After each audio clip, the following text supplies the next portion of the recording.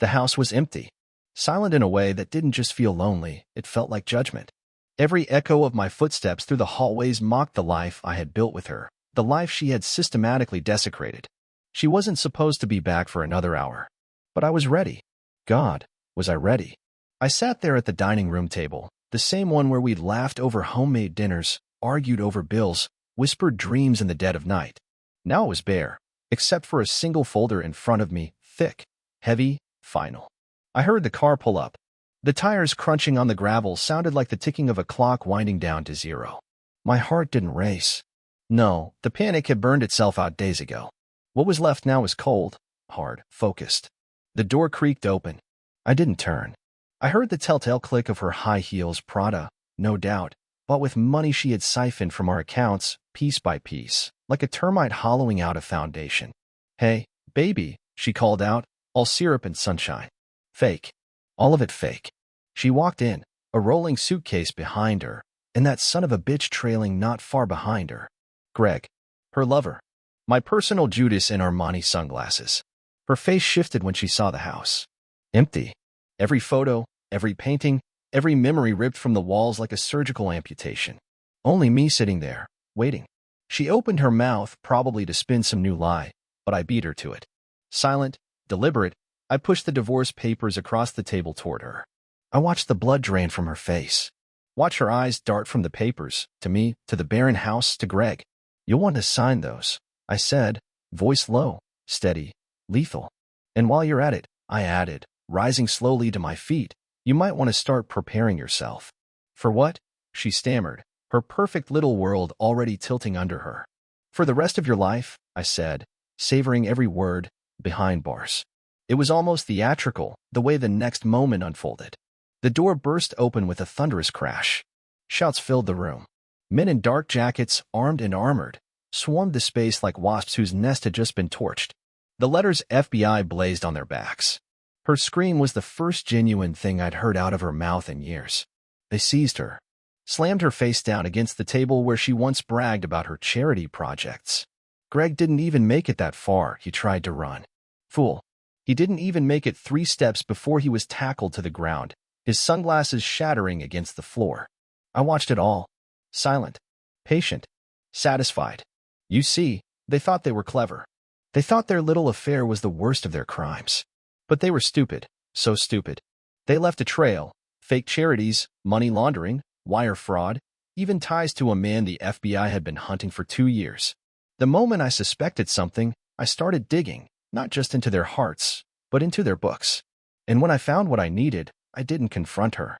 I didn't scream. I called the FBI. She didn't just break my heart. She broke the law. And now she would pay. As they hauled her out, she looked at me, really looked at me, for the first time in years. There was terror in her eyes. Terror because she realized this wasn't over. Not even close. No. This was just the beginning of her nightmare. And I was going to make sure she lived every single second of it. They say you should never let anger drive your actions. They're wrong. You just have to learn how to aim it. As the front door slammed shut behind the agents and the house returned to its unnatural silence, I sat back down. The chair creaked under me, the same chair she used to straddle playfully when she thought seduction could fix our problems. That woman was gone. That illusion was dead. All that was left now was the plan. A plan that had been months in the making. See, finding the first cracks hadn't taken much. A few missing transactions. A few credit cards I didn't recognize. Some late-night phone calls she swore were work emergencies. Lies are like termites. They start small, hidden behind the walls, but before long, the whole structure rots and collapses. One night, when she was pretending to work late, I drove to her business trip location. Parked across the street. Watched her in the window with Greg, laughing, kissing, toasting champagne glasses like characters in a bad soap opera. I didn't confront her. I didn't even move. I waited. Instead, I hired a private investigator, a damn good one. And while he tracked their personal betrayals, I dug into her financials. Passwords she thought she had hidden. Emails she deleted. Texts she assumed would never be read.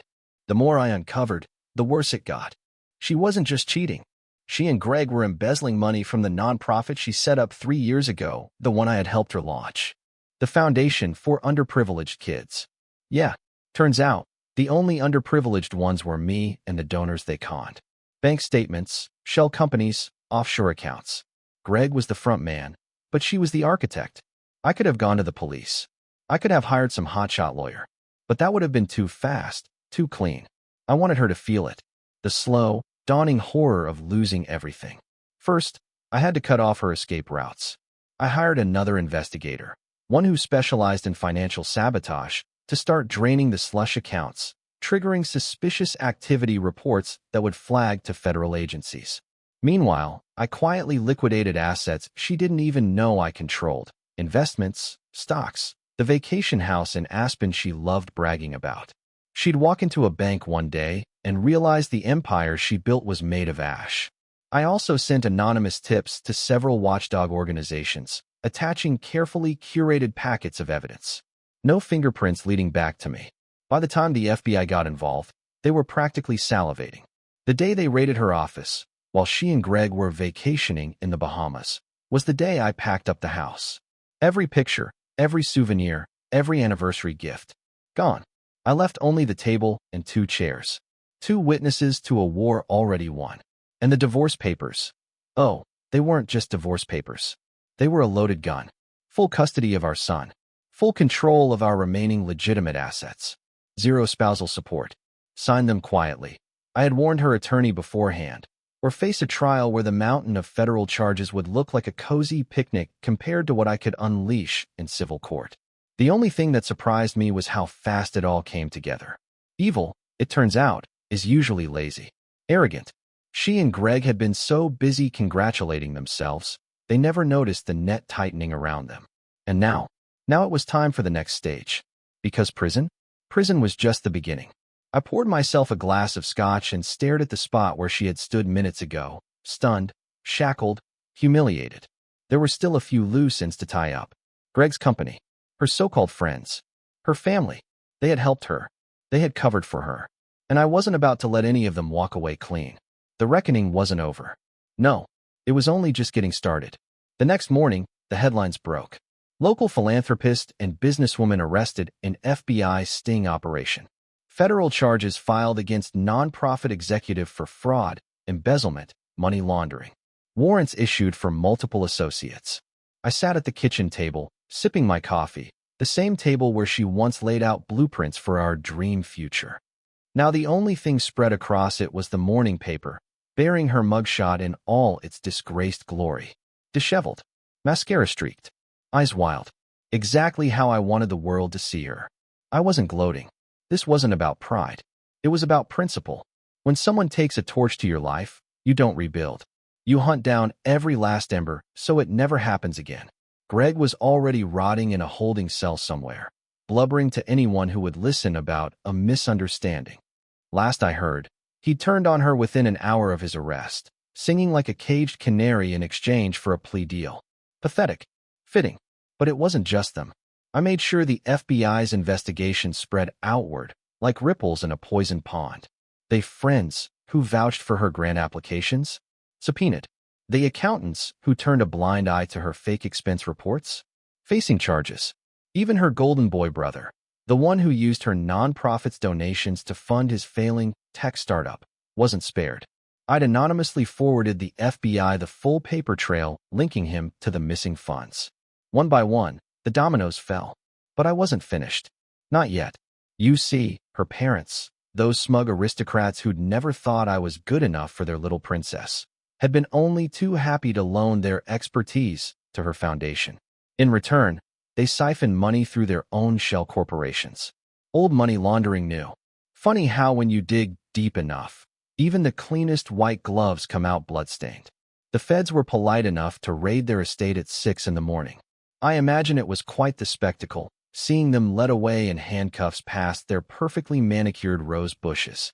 When my phone buzzed and my lawyer's name popped up, I answered on the first ring. "It's done," he said. "She signed everything. Full divorce. Full custody. No contest." I didn't smile. I didn't celebrate. I just closed my eyes and let the silence wash over me. It was the silence of a battlefield after the smoke clears. Costly. Scorched. But clean. I had taken everything from her that mattered. Not out of spite. Out of necessity.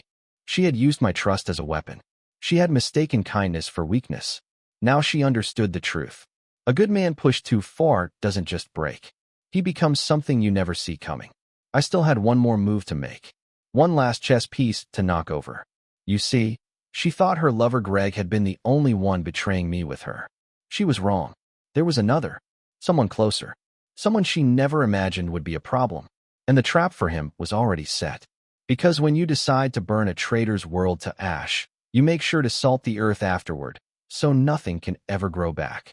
The day after her arrest, the second betrayer came knocking. Literally. My brother. Jason. I heard the knock, loud and urgent, like a man trying to kick down a door between himself and salvation. I didn't rush. I didn't even rise right away. I let him sweat. Finally, I opened the door. He stood there, shifting from foot to foot, sweating despite the brisk morning air. In his hand was a newspaper, already crumpled from being wrung over and over again like a confession. You heard, right? He asked, eyes wide, mouth twitching. I stared at him for a long moment, letting him stew in the silence. Heard what? I said flatly. He swallowed hard. Claire arrested. Greg too. The whole damn town's talking about it. I leaned against the doorway, arms crossed, studying him, watching the cracked spiderweb across his polished mask. Jason had always been the charming one, the funny one, the good brother, or so everyone thought. The truth? Jason was a parasite. He smiled, joked, clapped you on the back, while quietly leeching off whatever scraps you didn't realize were missing until it was too late. And somehow Claire, my wife, had found in him a kindred spirit. When I first suspected her of cheating, I thought it was just Greg. One lover, one betrayal. But betrayal multiplies in the dark. Weeks ago, the investigator I hired had dropped a second file on my desk. Photos, texts, bank records. Claire hadn't just been sleeping with Greg. There had been others, but the one that stuck the knife deepest was Jason. She and my own brother. Not once. Not in a moment of drunken stupidity. No, repeatedly. With planning. With full, calculated knowledge of what they were doing. He helped her move money when Greg got sloppy. He introduced her to contacts who could help hide assets offshore. He smiled in my face while stabbing me in the back. And now he was here, pretending to be concerned, hoping I hadn't figured out his role. Pathetic. I stepped aside. Come in, I said, voice neutral. He moved fast, anxious to be inside, away from any neighbor's prying eyes. Man, I can't believe she'd do something like this, he said, pacing the living room. After everything you built together. He was overplaying it. Too much emotion. Too much noise. Guilt always makes people loud.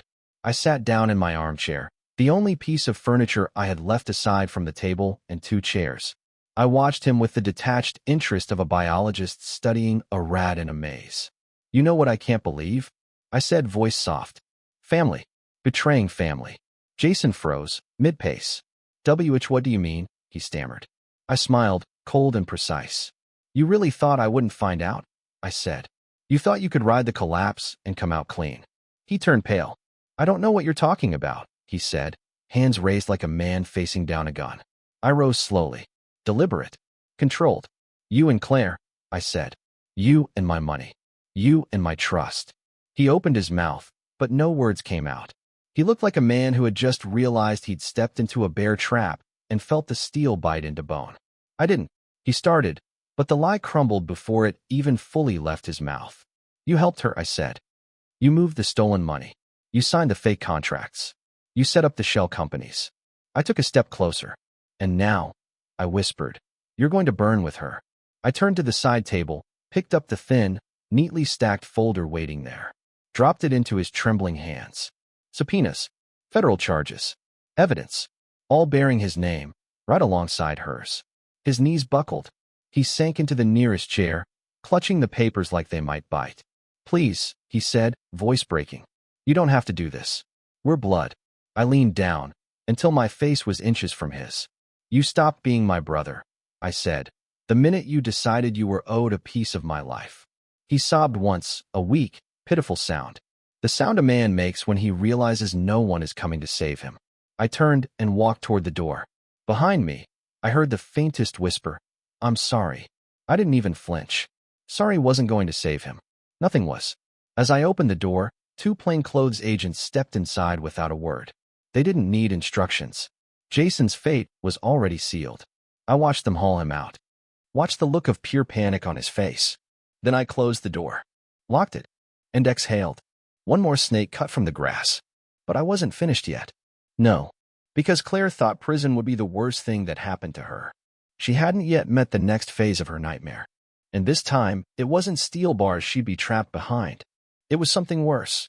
Something no plea deal, no clever lie could save her from. There's a special kind of cruelty in destroying someone the way they destroyed you. Not in a flash, not in a scream, but in a long, slow bleed they can feel every second of. Claire always thought she could survive anything. A little jail time? She'd charm her way through it, cry a few tears on the witness stand, spin some sob story about pressure and mistakes. Greg? Jason? They'd be the fall guys. She'd land back on her feet, eventually. Pretty faces and crocodile tears always found an audience. She had no idea what was coming, because I didn't just want her punished. I wanted her discredited, erased. I wanted her name to rot long after she was gone. While the federal charges stacked up, I moved to phase 3 of my plan. Total character assassination. It started with the nonprofits. All those fancy gala committees she sat on, all those charity boards that fawned over her, gone. One by one, I fed the media proof that she had used donation funds to pay for her designer handbags, luxury trips, even Greg's business retreats. Every dollar she siphoned off, documented, dated, detailed. Within 48 hours, her name was scrubbed from every website, every social media account, every glossy event photo, board resignations, public denouncements. No one wanted their fingerprints anywhere near her. I watched it unfold with a grim satisfaction. You always find out how loyal people really are when they realize they can catch fire standing next to you. Next came the professional world. Claire had a side business she was building quietly, consulting for startups, coaching young entrepreneurs on branding and fundraising. I knew because I helped her build it. I designed her first website. I ghostwrote half her speeches. I also had full admin access. I uploaded everything. Screenshots of her text with Greg, discussing fake grant applications.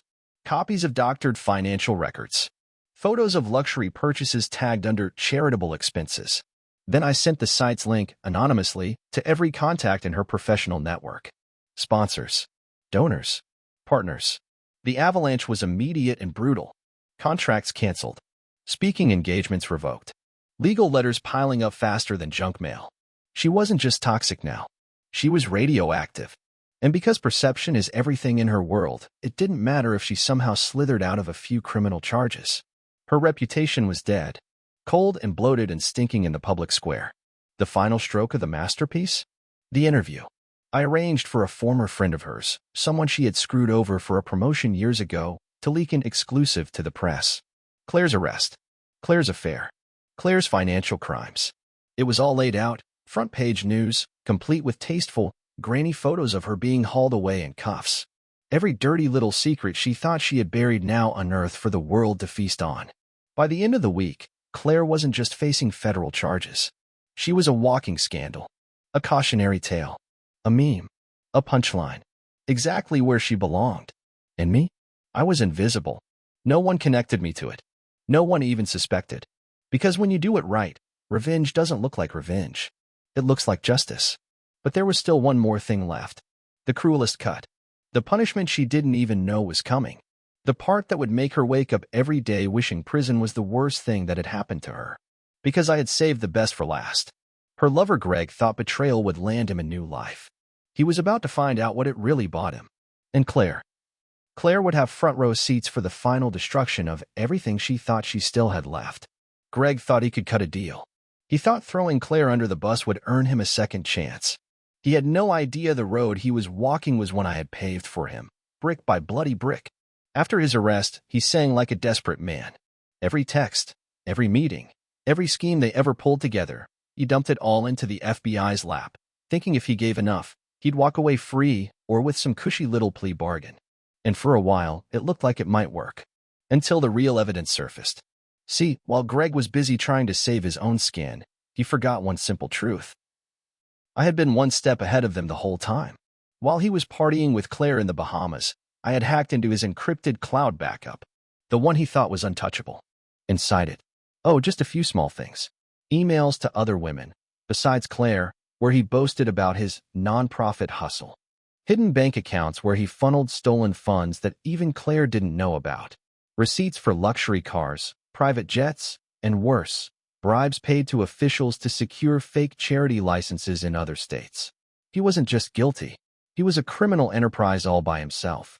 And when the federal prosecutor got their hands on that treasure trove, conveniently delivered in an untraceable package, the deal Greg was working on went up in flames. No minimum security prison. No easy parole. Just a long, brutal sentence in a maximum security facility, alongside men who would chew him up and spit him out. I made sure Claire found out the same day. Sitting in her gray, sterile holding cell, waiting for her sweetheart to save her, she got the news in a thin manila envelope. The deal's off. Greg's turning state's evidence. Greg's crimes just buried him. And her, deeper. I heard she cried for the first time when she read the documents. Real tears. Ugly ones. But the real stroke of cruelty? Greg had also flipped on her. Not out of duty. Not out of guilt. Pure, feral self-preservation. He painted her as the mastermind, the villain behind the curtain, to shave time off his sentence. And the prosecutors believed him. Because why not? The paperwork was right there. The woman who thought she could cry her way to freedom now found herself staring at a potential 20-year federal sentence. Minimum. And it was about to get worse. Because even if, somehow, some miracle lawyer pulled a rabbit out of a hat and got her time cut, she would come out to nothing. No money. No name. No friends. Just the ruins of the empire she built on stolen dreams. And Greg? He wasn't even going to be there to answer her letters. Because as I arranged through a little backchannel favor, Greg would be shipped to a facility several states away, under an assumed name, listed as an informant. Claire wouldn't even know where he was. No visits. No calls. No last desperate clinging to the fantasy that they would rebuild when the dust settled. It was over. Finished. Final. Exactly how betrayal deserves to end. As I sat back and watched the last pieces of their lives crumble, I didn't feel joy. I didn't feel triumph. I felt clean. Like a man who finally cut the last tumor out of his body and could breathe again. But even still, there was one last thing I needed to do. Something I had promised myself. Not for revenge. Not for pride. For dignity. For the principle they thought I would sacrifice when they spat on everything we built. And it was waiting for me, tucked away in a safe deposit box. The last weapon. The one that would make sure Claire's nightmare would never, ever, truly end. 2 days after Greg's deal collapsed, I visited the bank. Safe deposit box number 317. My hands didn't shake as I signed the ledger. My pulse didn't spike as the teller led me down the cold, narrow hallway to the vault. If anything, I felt lighter than I had in months. Inside that box was the insurance policy I had been saving. The final bullet, reserved for the moment when Claire, in all her arrogance, thought she might still salvage something from the ashes. I opened the box, the cool metal scraping softly, and pulled out a single manila envelope. Heavy, weighty with the truth. Inside, a full ledger. Every payment, every wire transfer, every fake receipt. But more importantly, Claire's own confession. Months ago, before I even suspected the depth of her betrayal, I had installed security software on our home network. Paranoia, maybe. Or maybe instinct. That software caught everything, including a voice memo she recorded late one night, half drunk, gloating to herself. He's so stupid. I could drain every penny and he'd still think I love him. He'd probably thank me for it. God, what a loser. Her words. Her voice. Date and time-stamped. Irrefutable. Add to that the surveillance photos I collected. Meetings with Greg. Transfers to offshore accounts. Luxury purchases using stolen funds. Together, they painted a picture so complete, so damning, that no jury in the world would see her as anything but a cold, calculating thief. I didn't rush. I spent the afternoon compiling everything into a pristine, devastating packet. And then I made 3 copies. One went straight to the federal prosecutor. One went to the judge handling her upcoming hearings. And the last? That one I kept for myself. Insurance. Because people like Claire, they always think they can slither out somehow. Good behavior. Technicalities. Sympathy, please. Not this time. Not ever. The next morning, the headlines exploded again. New evidence emerges in charity fraud case. Confession audio leaked. Prosecutors push for maximum sentence after stunning development. No deals left for disgraced socialite. Claire's lawyer dropped her case like a hot coal within hours. The replacement, a desperate public defender, barely had time to meet with her before her bail hearing was canceled. No bail. Immediate remand. Maximum security holding. From silk sheets to a concrete cot, without even a chance to catch her breath. Poetic. I later heard she collapsed in the courtroom when the judge read the charges. Not because of guilt, not because of remorse, because for the first time in her life, she was powerless. No more lies. No more pretty words. No more manipulating her way to safety. She was just another number now. Another cautionary tale in an orange jumpsuit. Exactly where she belonged. But still, as satisfying as it was, there was one thing left unfinished. A meeting. A final face-to-face. Not for forgiveness. Not for closure. I didn't believe in those fairy tales anymore. No, I wanted her to look me in the eye. I wanted her to see the man she underestimated. The man she thought she could crush and discard. And understand that he had destroyed her. I scheduled the visit for the following week. Just 15 minutes. That's all I needed. 15 minutes to put the final nail in the coffin. And when I was done, Claire would realize something even worse than a prison sentence. She had lost to me.